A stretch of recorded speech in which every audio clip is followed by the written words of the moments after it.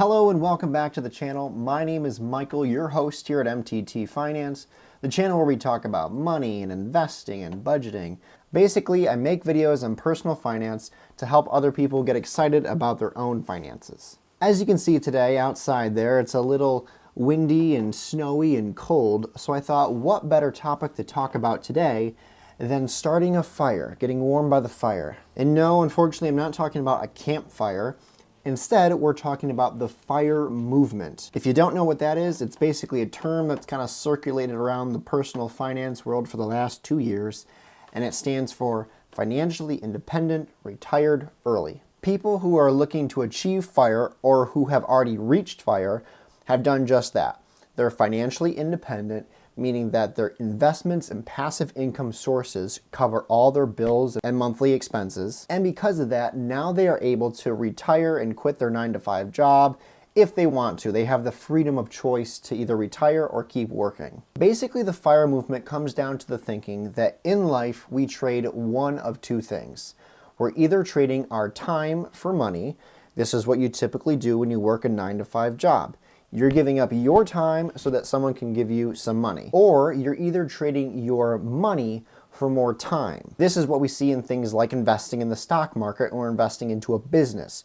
Your money starts to make more money, which then gives you more time and more freedom. In order to reach FIRE though, the best way to do it is to calculate what's called your FIRE number. But before you can do that, it's best to understand that there are multiple flavors of FIRE, and you should figure out which one best suits you. As of right now, I've scoured the internet and found basically 5 different flavors of FIRE, which I'm going to go over right now. The first flavor or type of FIRE is what's called the traditional FIRE. This is where your investments or your passive income sources are enough each month to cover your monthly expenses and bills, and you have enough money left over from your investments after you've paid your bills that you can continue with your current lifestyle, meaning you're not spending any more or any less, and you're able to now go ahead and retire from your 9-to-5 job. So if you're under the age of 65, or I believe 67 now is the average age of retirement, and you're able to do this, well, congratulations, you have reached the traditional FIRE. You are financially independent, meaning your investments cover all your bills, you have money left over for discretionary spending, and you don't need your 9-to-5 job to continue working, which will continue to give you money because all your investments and all your passive income sources already do that for you. Then there's the other flavor of FIRE, which is called lean FIRE. Lean FIRE is similar to the traditional FIRE in that, once again, your investments and passive income sources will cover your monthly expenses. But unlike in the traditional FIRE method, where you're going to keep your typical monthly spending or yearly spending, in the lean FIRE, you're going to try to cut down on your monthly and yearly expenses. That way you can reach FIRE faster. And then there's what's called the coast FIRE.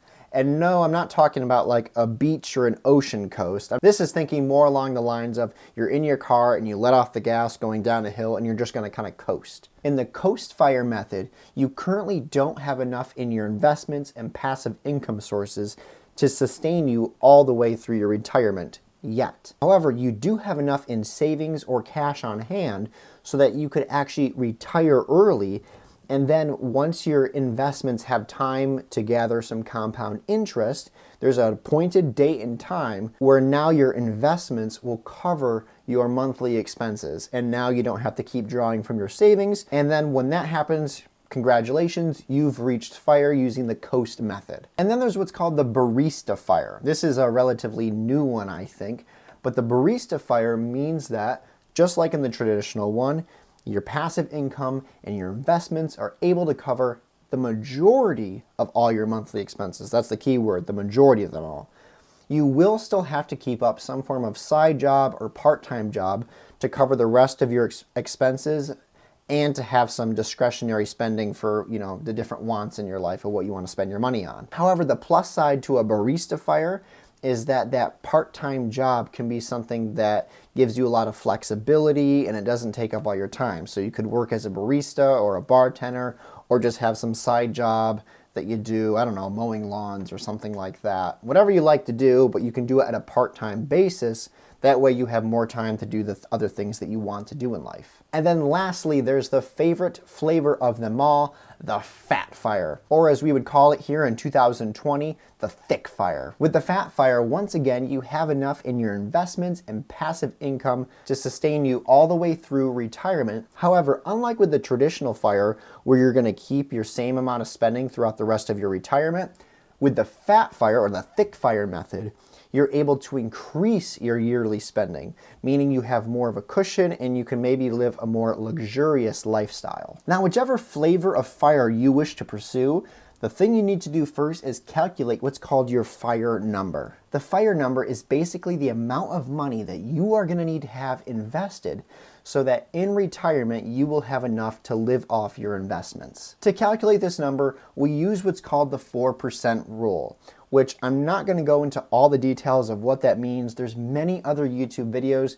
talking about the 4% rule and talking about what's called the Trinity study. Basically, if someone had a stock portfolio of 100% in stocks or 75% in stocks and 25% in bonds, and then they withdrew 4% of their overall investments each year, they would be able to have enough money for the next 30 years. There's a lot more that went into that study, but basically those are the conclusions. And so the next thing I'm going to do in this video is show you how you can calculate your FIRE number so that you can see how much further you need to go with your investments so that you could reach financial independence and maybe even retire early. So step number one to calculating your FIRE number is to figure out, calculate, and estimate how much yearly spendings you will have in retirement. Then once you have that number, you're going to multiply it by 25. Then once you multiply it by 25, the number you're left with is what's called your FIRE number. That is the amount of money that you are going to need to have invested so that in retirement you can withdraw 4% each year and still be okay, meaning that you're not going to be running out of money and you won't have to continue working. Now, the important thing to remember here is that I said to estimate the amount you're going to be spending in retirement, not the calculated amount that you spend right now per year. The difference being is that right now you actually might be spending more than you typically would in retirement. So for example, if right now you're paying off your student loan debts and you have a higher yearly expense ratio because you're paying off student loans or paying off a car loan or paying off your house or something like that, then those numbers are going to really skew this and you might not have a accurate number when it comes to calculating your FIRE number. So it's best to try to figure out what your yearly expenses are without all those extra expenses or loans that you're paying off right now. So let's now use some real world numbers. Let's say you were to calculate and figure out that in retirement, let's say to do the traditional FIRE method, you would be spending $50,000 per year once you're retired. You're then going to take that $50,000 per year and multiply it by 25. You're then going to have the number of $1.25 million. That means in order for you to achieve FIRE, financial independence, and be able to retire early, you will need to have $1.25 million invested. And at a rate of 4% per year, you are able to draw out $50,000 of that and use that for all your different expenses, and you're not going to run out of money in retirement. Basically, in this video, I just want to show you what a FIRE number is and how you can calculate it, and then to use that number as kind of a baseline of what you will need in your investments to actually retire someday and be comfortable. But anyway, that's all for now. I wanted to make a quick little video on what the FIRE movement is and how to calculate your FIRE number,